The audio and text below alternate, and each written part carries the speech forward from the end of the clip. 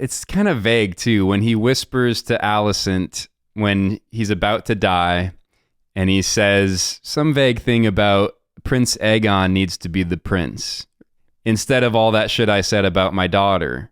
And it's on his deathbed. To me, all right, what's your take on that? And maybe I'll tell you mine. I mean, I find it kind of frustrating. I think it all makes sense because we've heard him talk about this before and tell his dream about Aegon or Aegon's dream to Rhaenyra. And so we know that's set up that he has this prophecy in his head. Old Aegon. Yeah, he's talking about the old Aegon the Conqueror. Is that what he's talking about to Alicent? Yes, but he doesn't think he's talking to Alicent.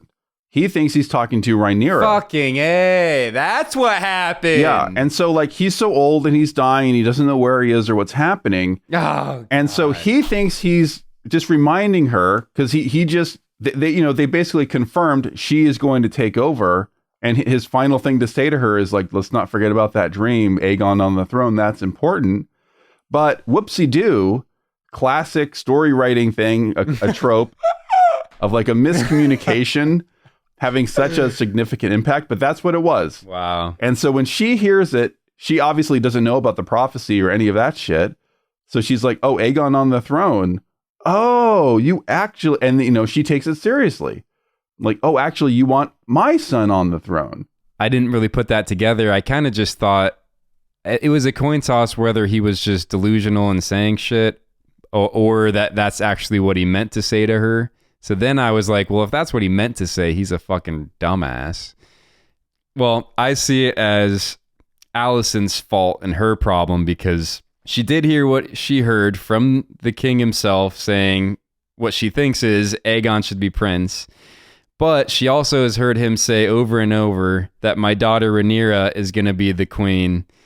And everyone else has heard that. So the only person who heard this little thing that he said, and he's 100 years old and dying, is her. And she grabs onto it and is going to use that to get what she really wants, or maybe what her dad's making her want, to be the queen. So even though old shithead Viserys, I don't like the writing and I don't like how that happened, I can give it a pass because I still blame Alicent on that one. Interesting. I don't. So Otto Hightower is trying to take control, and he's like deliberately setting things in motion so that his family will take over.